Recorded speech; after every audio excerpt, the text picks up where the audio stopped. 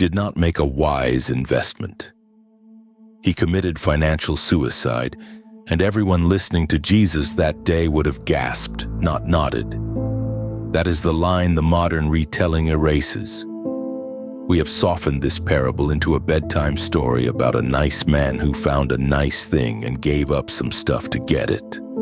But strip away 2,000 years of Sunday morning gentleness, and what remains is a story about a man who walked into his own guild hall and, in the eyes of everyone who mattered to him, destroyed himself. To understand why, you have to understand who this man actually was. The phrase Matthew uses, "merchant seeking fine pearls," is not describing a peddler with a cart.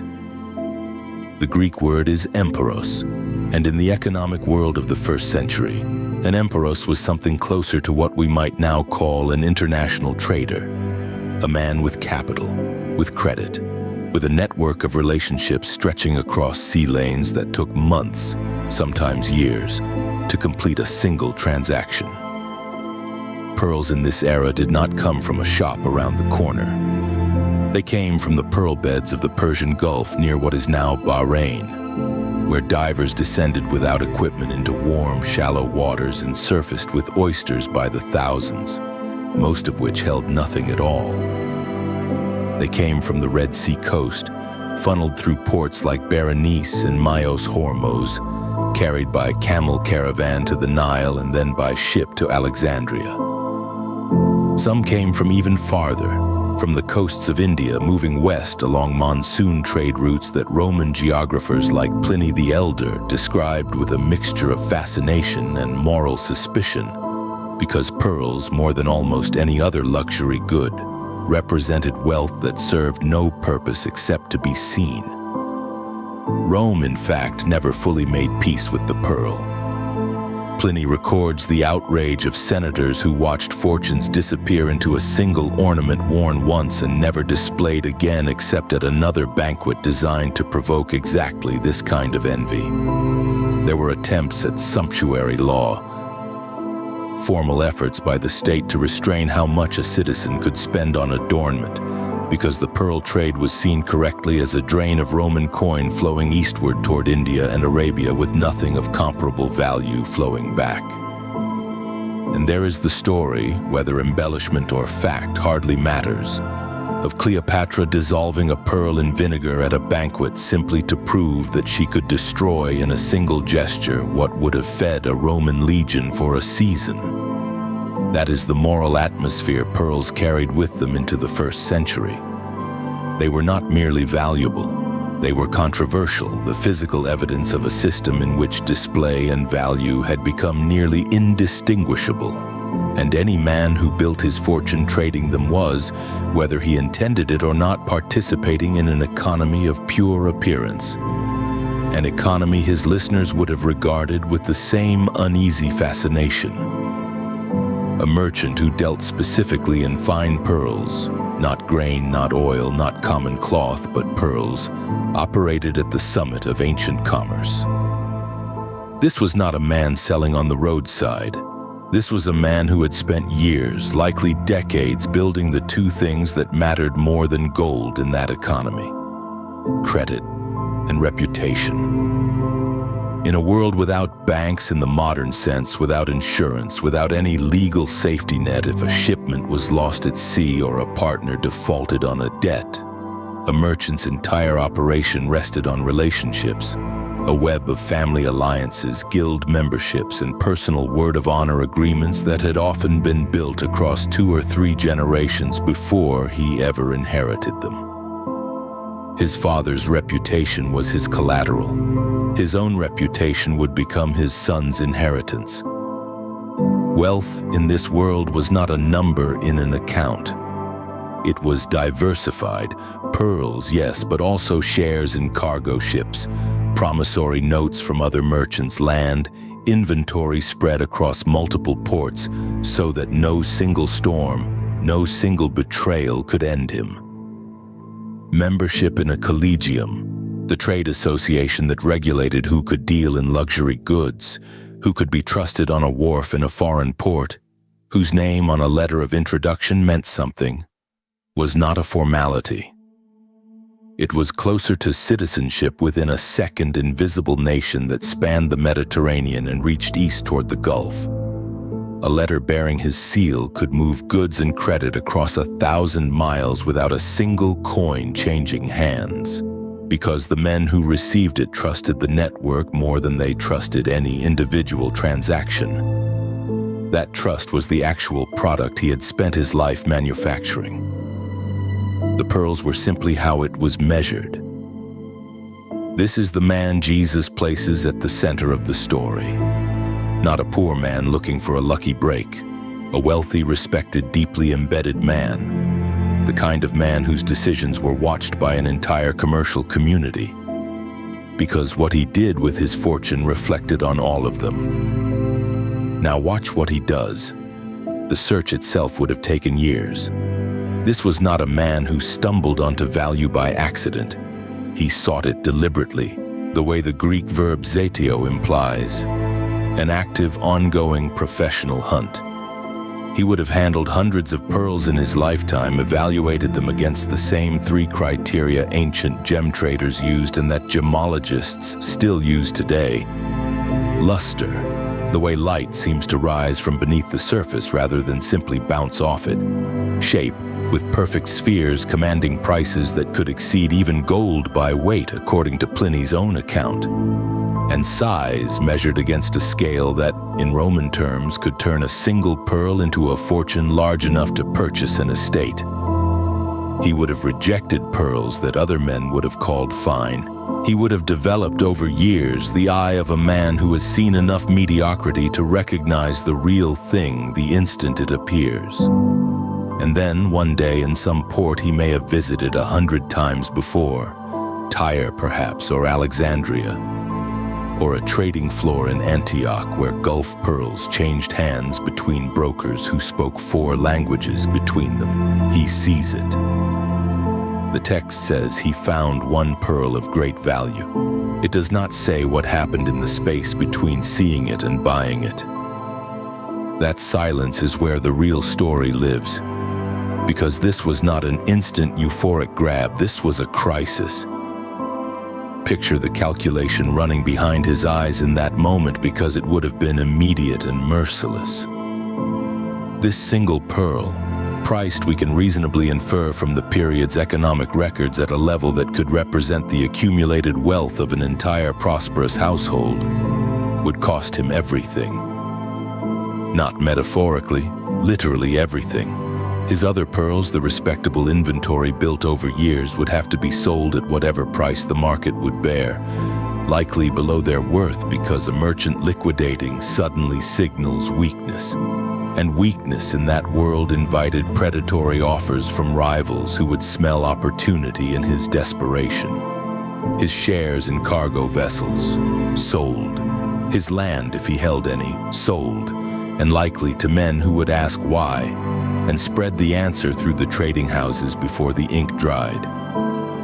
Debts owed to him by other merchants would need to be called in early, which in an honor-based credit economy was itself a violation of custom, a move that could poison relationships built over 20 years in a single afternoon. And then there were the partners. Ancient trading operations were rarely solitary. They were often family concerns, or formal partnerships bound by oath and shared capital, sometimes spanning cities. To liquidate meant informing these men face to face that the enterprise they had built together was ending, not through disaster, not through a lost ship or a broken contract, but by his own choice, for a single object he could not fully explain in terms that made commercial sense. We can imagine the room. We can imagine the silence after he told them. In a culture where a man's word and his stability were inseparable from his identity, this would not have looked like triumph. It would have looked to nearly everyone watching like the unraveling of a man's mind.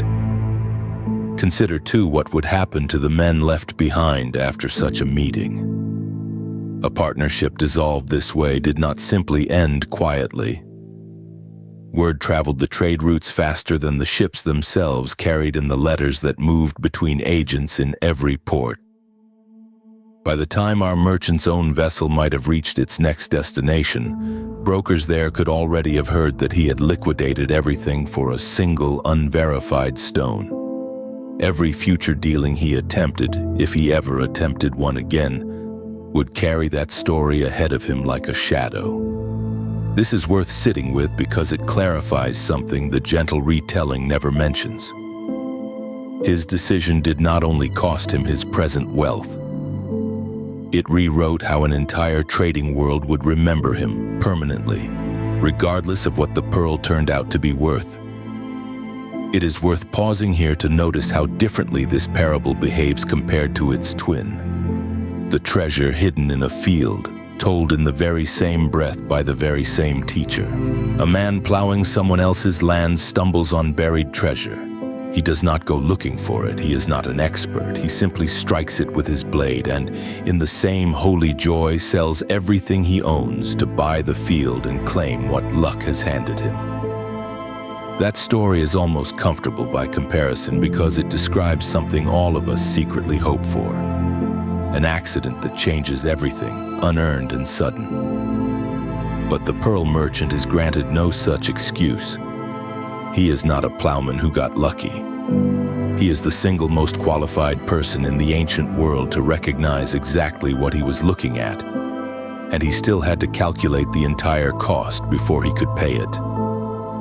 Jesus does not tell one story twice. He tells two different kinds of surrender, the accidental and the deliberate, and places the deliberate one second, as if to say that even those who understand fully, who have spent a lifetime building the very expertise required to recognize value, will still be asked to give up everything they know once they see the real thing. The Mishnah and later rabbinic commentary preserve a phrase for exactly this kind of behavior. A man who sells his inheritance, his father's house, his standing, for something the community cannot value the way he does. It was not admired. It was mourned, the way a family mourns a son who has ruined himself, sometimes literally treated as a kind of social death, a man who has removed himself from the protective structure of family and guild with no path back in. Re-entry was not guaranteed. Trading networks did not simply reopen their doors to a man who had walked away from diversified, respected wealth to chase a single asset. His judgment itself was now suspect. Future partners would ask what happened the last time he had capital. There is a Roman legal concept worth borrowing here, even though it comes from a different corner of the empire's law rather than from Jewish custom directly. Capitis diminutio, a diminishing of one's legal and social self, used to describe a citizen who had, through debt or disgrace, lost the standing that made him a full participant in society. He still breathed, he still had a name, but the structures that had once recognized him as a man of consequence no longer did. That is close to what awaited our merchant in commercial rather than legal terms. He would still be alive, still be himself, still walk the same wharves, but the invisible nation of trust and credit that had once opened every door to him would, in all likelihood, simply stop answering. He would have known all of this. That is the part the gentle version leaves out, that his decision was made in full possession of the facts, not in ignorance of them. He understood exactly what he was walking away from and exactly what the merchant community would say about him afterward, in rooms he would no longer be welcome in. And he sold everything anyway. This is where the familiar telling fails us most completely. We read "in his joy" and imagine something warm, something like a man skipping home with good news. But the Greek word chara in context is not naive delight. It is the specific satisfaction of a man who has run the full calculation, seen the entire cost laid bare, and still finds the transaction worth making. It is not the joy of someone who does not understand what he is losing. It is the joy of someone who understands completely and chooses anyway. That distinction is the entire weight of the story. A man who sells everything without knowing the cost is a fool. A man who sells everything having priced every piece of what he is giving up and proceeds regardless. That man is describing something else entirely. A recognition so total that the ordinary architecture of value, the diversification, the reputation, the multi-generational safety net, simply stops mattering. This was not a parable told to comfortable people about comfortable choices.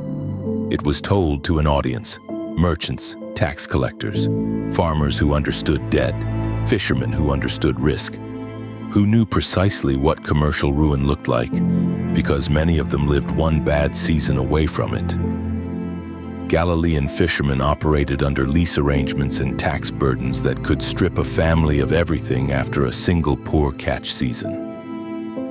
Tax collectors sat daily with the ledgers of men drowning in exactly this kind of obligation. When they heard this story, they did not hear a metaphor about niceness. They heard a description of a man doing something their entire economic worldview would call reckless. And they understood with a kind of unease that Jesus was not describing recklessness at all. He was describing a different scale of value altogether, one in which the man was not gambling but had for the first time seen clearly. The pearl merchant walked out of that trading floor holding one object and nothing else. No fallback, no diversified portfolio, no guild standing to catch him if the gem turned out somehow to be worth less than he believed. He never went back to what he was, and the story does not tell us he was right to feel joy. It tells us only that he did. The specific, terrible, clear-eyed joy of a man who counted the whole cost and paid it, knowing there would be no ledger anywhere in the ancient world capable of recording what he had actually gained.